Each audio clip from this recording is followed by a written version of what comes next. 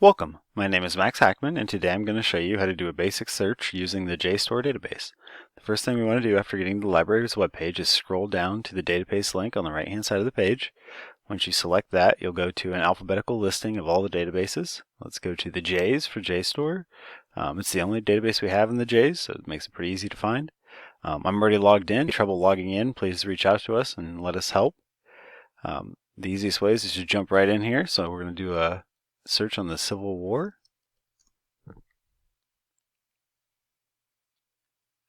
Once we get all the results list here, you can see there's over 403,000 results. That's quite a few. There's limiters on the side to help kind of narrow that down. Let's just look at the journals. Give it a second here. And we have 375,000 in our results.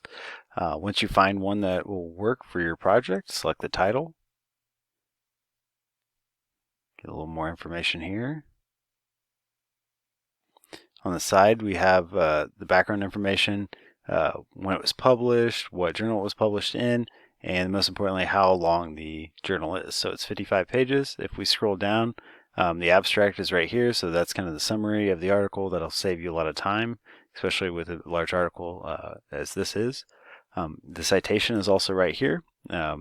JSTOR provides you with 3 different citations. Remember, these are machine generated, so you'll want to double check that they are accurate. You can download the article over here on the right hand side as a PDF.